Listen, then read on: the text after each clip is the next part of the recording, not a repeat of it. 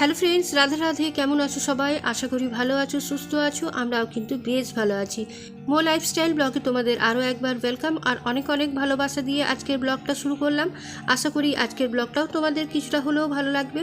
তো এখন বাজে সকাল 6টা, আর 6টার সময় চলে এসেছিলাম একবারই ছাদে। আর ছাদে এসে কিছুক্ষণ ঘোরাঘুরি করছি আর তার মধ্যে ব্রাশটাও সেরে নিচ্ছি। আর 7 দিন পর আজকে জানো তো রোদ দেখে বেশ ভালো লাগছিল, তাই গাছগুলোকে একটু রোদে দিয়ে দিলাম। আর এগুলো জানো তো জবা গাছের কাটিং করে করে সমস্ত গাছগুলো কিন্তু লাগিয়েছি।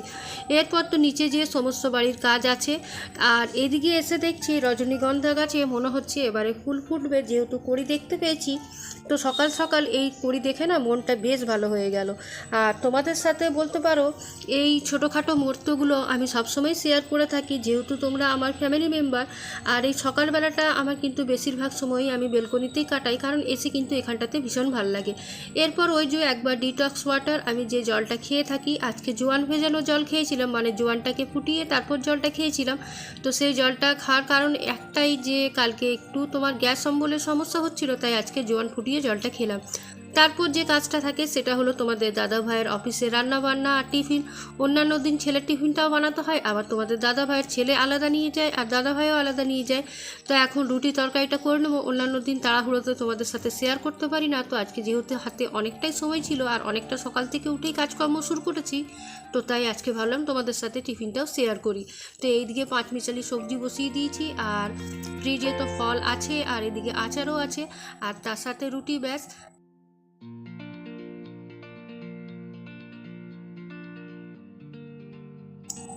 এই সময়টা জানো তো আমার খুব তাড়াহুড়োর মধ্যে দিয়েই যায়, যেহেতু 6টার থেকেই আমাকে অন্যান্য দিন রুটি তরকারি করতে হয়। মানে আগে ছেলের টিফিনটা করতে হয়, তারপর ছেলের স্কুল চলে যাওয়ার পর আবার দাদা ভাইয়ের টিফিনটা বানায়। মানে দুইবার আমাকে টিফিন বানাতে হয়, যেহেতু সবজি রুটি ছেলে নিয়ে যাবে না, ওর পরোটা বা আলু ভাজা বা পরোটা আলুর তরকারি এরকম দিতে হয়। আর দাদা ভাইয়ের যেহেতু সুগার আছে, তাই আমাকে একটু খাবারটা মেনটেন করে দিতে হয়। তো তাই সেরকমভাবে কিন্তু আমাকে দুটো টিফিন বানাতে হয়, তাই সকালবেলায় কিন্তু একবারই আমি ক্যামেরাটা অন করতে পারি না। তো ছেলে যেহেতু এখন 11-এ পড়ছে, ক্লাস সেরকমভাবে স্কুলে হচ্ছে না, তো তাই সে স্কুলেই না যেয়ে ঘরেই পড়াশুনো করছে। আর তোমার অনলাইনের ক্লাস তো আছে, সেগুলো নিয়ে ব্যস্ত থাকে। তো যাই হোক, ও ঘুম থেকে উঠে নিজে রেডি হচ্ছে, আর আমি এদিকে রুটি টুটি করে দাদা ভাইকে খেতে দিয়ে দিলাম, টিফিনটাও রেডি করে দিয়েছি। তারপর যেটা প্রথম কাজ সেটা হলো রুটি করার পর একবার রান্নাঘরটাকে আমি ভালোভাবে মুছে নিই। ওই যে রুটি করলে দেখবে আটাগুলো এদিক ওদিক ছড়িয়ে ছিটিয়ে যায়, তখন কিন্তু দেখতে বড্ড বাজে লাগে। তো তাই ভাবলাম আগে তোমার রান্নাঘরটা ভালোভাবে পরিষ্কার করে নিই। আর আজকে রোদ দেখে জানো তো মন হলো আজকে যতগুলো বেডশিট আছে আমার পড়েছিল, সেগুলো আজকে আমি ওয়াশিং মেশিনে দিয়ে কেচে নিই। তো তাই ঝটপট মানে দেরি না করে তোমাদের দাদা ভাই যেই 7:30-8টা নাগাদ বেরিয়ে গেছে, তারপর কিন্তু আমি কাপড়গুলো সব মেশিনে দিয়ে তারপর কাচতে দিয়ে দিয়েছি। আর ঠিক মেনলি আমার কাজ কিন্তু 7:30টার পর থেকেই শুরু হয়। তোমাদের দাদা ভাই বেরিয়ে যায় অফিসের জন্য, ছেলেও বেরিয়ে যায়, তারপর শুধু ওই বাসি ঘরটা যে ঝাড় দিয়ে রাখি ওইটুকু কাজটাই আমার হয়ে থাকে। আর এখন এইদিকে কালকে রাতে যে কাপড়গুলো মেলে রেখেছিলাম সেগুলো উঠিয়ে ভাঁজ করে রেখে দিলাম।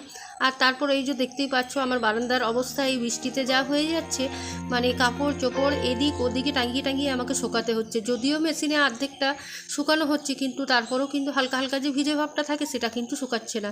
যেহেতু 7 দিন ধরে এক লাগাতার বৃষ্টি হচ্ছে, তাতে কিন্তু অনেকটাই অসুবিধা হচ্ছে। আর ঘর বাড়ি বলতে পারো একদম স্যাঁতস্যাঁতে। আর আমাদের বাড়ির পেছন দিকটা তো দেখেইছো কীরকম বাগান, তো সেখান থেকে একদম জলে ভরে আছে। আর এই যে এখন এই গাছের জায়গাগুলো একটু পরিষ্কার করে দিচ্ছি, কারণ ওই জলের ঝেঁটাসে জানো তো মাটিগুলো উড়ে উড়ে তোমার এসছে, তো সে দেখতে বাজে লাগছিল, তাই জায়গাটাও পরিষ্কার করেছিলাম। তারপর এখন ছোটো বেডরুমে এসে ছেলেকার রাত্রে যেগুলো পড়েছিল, তো সেই বই খাতাগুলো এখন গুছিয়ে রাখি। আবার আজকে ওই ঘরে পড়তে বসেছে, তো এখন ওই ঘরের বিছানাটারও অবস্থা খারাপ করে দেবে। তো যাই হোক, এখন এগুলো ভালোভাবে গুছিয়ে বাগিয়ে রেখে দিই।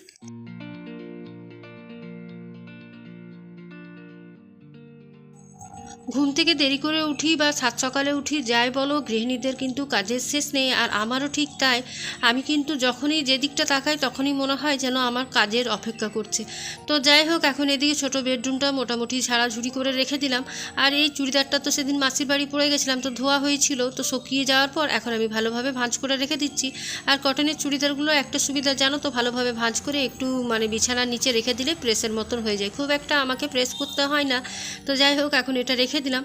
আর আজকে ভাবলাম এই ওয়ালটা, বারান্দার ওয়ালটাকে পরিষ্কার করি। তো ওয়ালপুট্টির ওয়াল তো একটু যদি তোমরা শ্যাম্পু জল দিয়ে আর ওই যে নরম স্পঞ্জগুলো হয় না, সেগুলো দিয়ে যদি হালকা হাতে একটু করে ঘষে দাও, তাহলে কিন্তু যে কোনো দাগ ছোপ কিন্তু তোমার পুট্টির দেওয়ালে উঠে যায়। তো দেখতেই পাচ্ছ আমার এখানে কিন্তু ভীষণ নোংরা হয়েছিল, যেহেতু কালারটা একদম বেবি পিঙ্ক, তো দেখতে কিন্তু বড্ড বাজে লাগছিল। তো এখন তোমাদেরকে একটু দেখাই সামনে থেকে, দেখো এখন যেটুকু দাগ ছোপ ছিল সব কিন্তু পরিষ্কার হয়ে গেছে।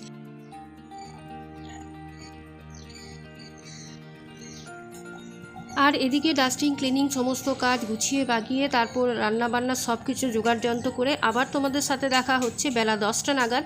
আর এদিকে জলখাবারটাও খাওয়া হয়ে গেছিলো। জলখাবারে ওই তরকারিটা রেখে দিয়েছিলাম আর পরোটা করেছিলাম, তো ছেলে আর আমি খেয়ে নিয়েছি। আর এখন এদিকে আলু পোস্তটা বসিয়ে দিয়েছি। আমাদের ঘরে তোমরা আলু পোস্ত আর ডাল এই দুটো কম্পালসারি পাবেই পাবে, যেহেতু এটা প্রতিদিন হয়ে থাকে। কেউ খাক না খাক আমি কিন্তু খেয়ে থাকি। আর ছেলে মাছ, মাংস, ডিম একটা খুব একটা খেতে ভালোবাসে না। ডিমটা যদিও মাঝে মাঝে খায়, মাছটা তো একদমই খায় না, মাটনটা মাঝে মাঝে হয়। আর আমাদের তো মুরগি ঢোকে না। আর এদিকে মাশরুমের সবজিটাও কিন্তু করে নিলাম।